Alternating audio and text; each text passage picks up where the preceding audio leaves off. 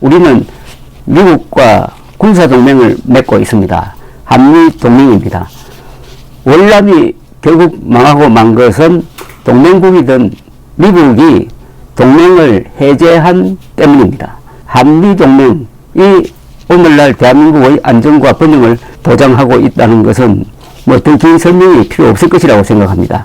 그러나 한국 사람은 국방 문제를 너무 미국에 의존하다가 보니까 여기에 대한 인식 자체가 부족합니다. 어떻게 보면은 너무나 천박한 지식을 갖고 있습니다.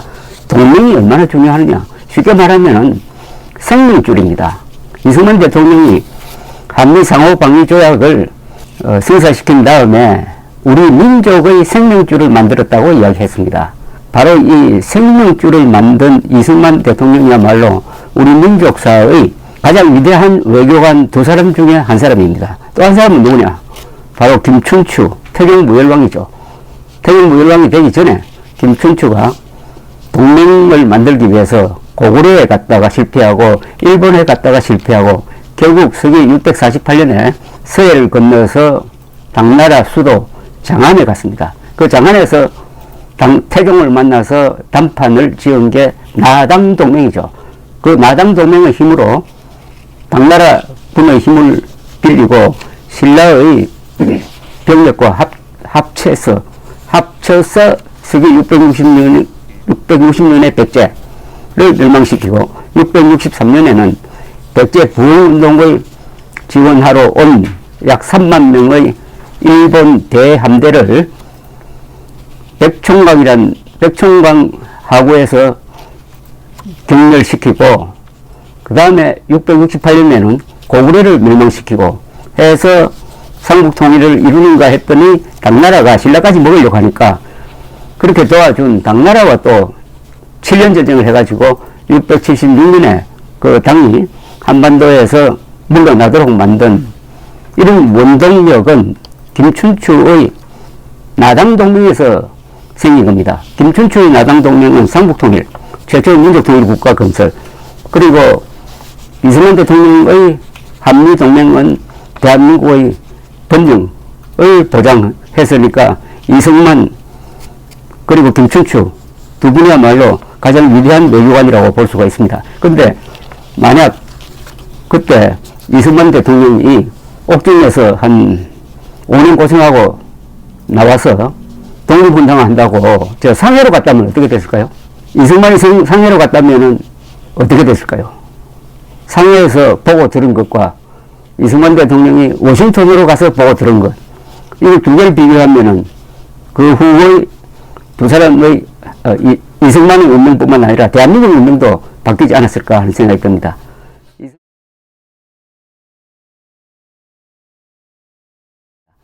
이승만, 청년 이승만입니다. 그때는 30대입니다. 청년 이승만이 중국 해경을 선택하지 않고 미국으로 가서 미국에서 좋은 대학 나와서 거기서 살면서 세계 정세를 볼 수 있는 눈을 갖추고 또 영향력 있는 미국인들을 만나고 언론 활동을 하고 한 것이 대한민국 건국에 결정적인 도움이 되었습니다. 김춘추가 당시 세계의 중심인 당나라의 수도 장안에 간 것과 똑같다 이거죠. 그러니까 장안의 가슴으로 워싱턴의 가슴으로 두 사람이 세계 정세의 흐름을 잃고 그 세계 정세의 흐름에 신라와 대한민국을 태워가지고 역사의 순리대로 발전시켰다. 이런 전제를 하고 이승만 대통령의 그 성견지명 미래를 내다보는 성견지명의 한 예를 제가 지금부터 소개를 해드리려고 합니다.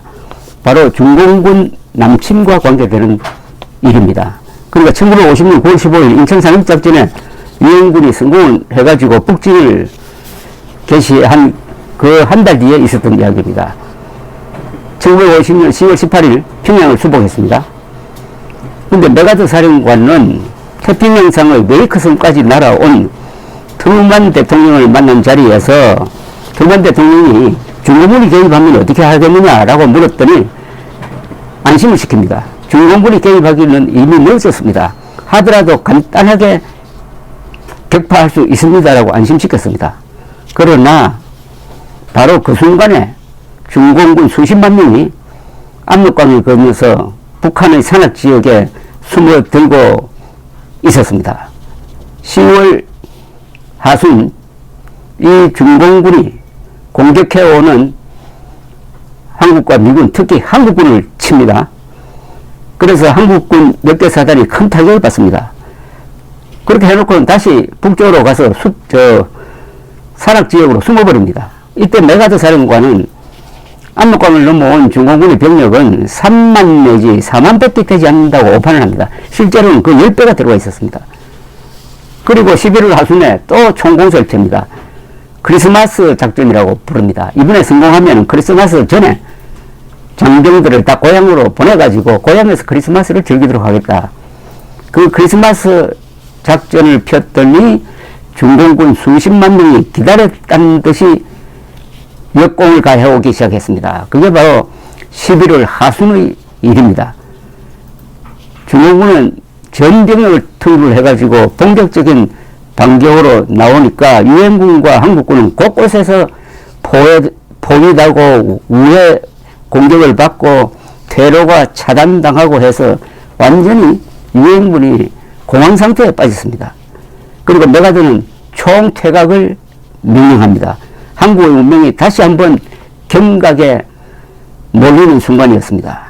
자, 이때 일입니다. 지금부터 설명드리려고 하는 게 이때, 그러니까 1950년 11월 29일 중공군이 맹렬한 속도로 남하하고 있을 때입니다.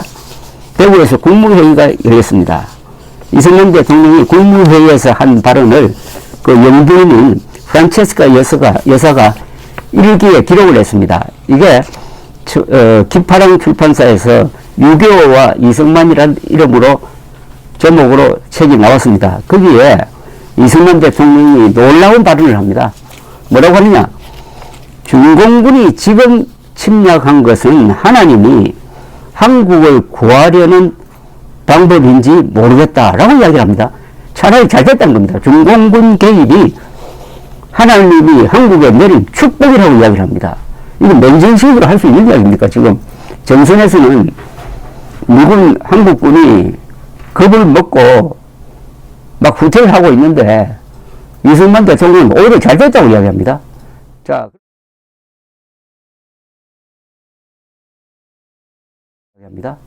자, 그러면 이승만 대통령이 왜 그렇게 이야기하는지 그 기록을 한번 보겠습니다. 이렇게 이야기합니다. 만일 소련이 한국 국경 너머로 후퇴하고, 이분은 좀 이상한 문법을 쓰는데, 이승만 대통령은 북한군을 소련을 괴뢰라고 보았기 때문에 이런 표현을 씁니다. 여기서 소련은 북한군을 의미합니다. 이승만 대통령은 한 번도 김일성이라는 말을 입에 담지 않았습니다. 김일성은 스탈린의 부하니까 항상 김일성을 공격을 해야 될 때 스탈린을 공격을 합니다. 북한군을 공격해야 될 때 소련군이라고 한 겁니다. 그래서 이렇게 이야기합니다. 소련이 한국 국경 너머로 후퇴하고, 즉 북한군이 국군이 북쪽에 밀려가지고 국경을 넘어서 만주로 후퇴하고 그런 뜻입니다. 국제연합에서 이제는 특권이나 이권들을 흥정하게 되었더라면은 국제연합과 미국 사람들은 소련 연방과의 협력을 과시하기 위하여 무슨 일이라도 했을 것이며 군사상의 승리만이 아니라 외교상의 승리라고 만족하였을 것입니다. 즉 무슨 말이냐면 북한 공산군이 져가지고 만주로 넘어가고 사실은 통일됐다, 이런 상황이 펼쳐지면은 다른 나라들은 이제 일권 싸움이나 하고 해가지고 아주 정열이 흐트러졌을 것이다, 이런 이야기입니다. 국제연합군 부대와 장비들은 조만간 철수되었을 것이며 한국군은 효과적으로 방어하기에는 너무나 긴 국경선을 점령하도록 남겨놓았을 것입니다. 즉 통일됐다고 하는 순간 미군도 다 철수했을 것이랍니다. 철수해가지고 우리 전쟁 다 이겼다, 이렇게 선언했을 거라는 겁니다. 그러면 어떻게 되느냐? 이승만 대통령 이야기입니다. 한국군은 효과적으로 방어하기에는 너무나 긴 국경선을 점령하도록 남겨놓았을 것입니다. 미국 국민의 분노가 가라앉고 공산당의 평화선전 공세로 국민들이 잠잠해진 가운데 중공군의 준비가 끝났다면 이들의 압도적인 병력과 장비, 현대적인 항공 지원, 그리고 한국의 전 해안선을 둘러싼 해군 작전 등을 저지하기가 어렵게 되었을 것입니다. 즉 그렇게 됐으면은 이제 미국 국민도 이 전쟁은 이겼다 해가지고 천하태평이 되는 바로 그 순간에 중공군이 제대로 준비를 해가지고 그때 공격을 했더라면은 어떻게 됐을 거냐 이런 이야기입니다. 현재 해안선을 봉쇄하고 있는 함선들을 철수시킨다는 것이 무엇을 뜻하는지 한번 상상해 보십시오. 우리는 한국 지배가 소련의 계획 안에 들어있고 북한군의 실패가 그들 계획의 포기를 의미하지 않는다는 사실을 잊어서는 안 됩니다. 지금 한국에 중공군을 끌어들인 것은 국제연합군이 철수한 뒤에 그런 일이 발생하는 것보다 우리에게는 차라리 낫다는 이야기입니다. 그러므로 우리는 싸워야 합니다. 최악의 경우가 닥칠지 모르나 민주주의 부하게 될 것입니다. 즉 북진 통일했다고 좋아하는 그 순간에 한국은 패망의 선을 넘게 될 것이라는 이야기죠. 북진 통일했다고 좋아하는 그 순간에 주한미군은 다 집에 가버리고, 그러나 중공군은 제대로 된 남침을 준비하기 위해서 아주 준비를 단단히 하고 있는 그 순간에 만약 그때 남침을 당했더라면, 그때 중공군이 들어왔더라면 미군이 다시 들어올 수 있느냐는 겁니다. 한번 빠진 미군을 그때 다시 불러들일 수는 없을 거라는 겁니다. 그러니까 이번에 중공군이 남침한 것이 오히려 잘 됐다. 여기서 결판을 내야 한다고 합니다. 여기서 결과적으로 그렇게 되었습니다. 이승만의 요지는 이것입니다. 북진 통일을 했다고 하자. 한 다음에 무슨 일이 벌어질 거냐. 그러다면은 미군 다 빠져버리고 한국군이 압록강과 두만강을 지켜야 되고 그 기나긴 해안선을 다 지켜야 된다. 한국은 힘으로 이렇게 될 수 있느냐? 그렇게 되면은 일단 만주로 피했던 김일성 군대와 모택동 군이 제대로 준비를 해가지고 그때 들이쳤다면은 미국이 두 번 파병하기는 어려웠을 것이다. 그때는 진짜 망했을 것이다. 그런데 다행히 중공군이 중간에 개입을 해가지고 이제 여기서 결판을 내가지고 뭐를 해야 된다 이런 이야기입니다. 지금 이 이승만의 예측이 아주 정확했다는 그런 느낌입니다. 네, 근데 월남의 경우에 보면은 월남은 17도선으로 일단 분단되었다가 북쪽의 월명이 정규군을 내려보내 남쪽의 게릴라를 돕는 월남전을 시작해가지고 결국 공산을 하는 데 성공하였습니다. 그러니까 우리가 일시적으로 북진 통일을 하였더라도 중공과 김일성 세력이 만주에서 공산 게릴라를 더 보내고 남한 내부의 공산 세력을 조정하였더라면 한국의 힘만으로는 대처하기 어려웠을 것이고 유엔군이 다시 파병되기도 어려웠을 것이다. 그러니까 중공군 개입이 없었다면 한국은 적화되었다. 중공군 개입이 오늘의 한국 번영을 만들었다는 가설이 성립한다는 이야기죠. 그렇다고 해서 중공군 개입의 불법성과 침략성을 용서하지 않은 이야기는 아닙니다.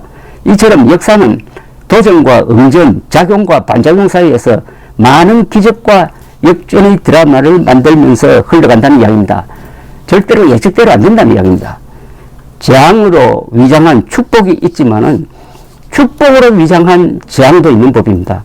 이승만 대통령의 역사와 국제정세를 보는 안목에 새삼 감탄하게 되면서 오늘 우리는 그러면 이게 전후 70년 한미동맹이 보장한 이 평화의 시기에 우리가 이런 근산단을 만들었는데 이게 축복인 것처럼 보이지만 이 안에 또 재앙이 있을 수도 있다는 겁니다. 그 재앙의 핵심은 뭐겠습니까?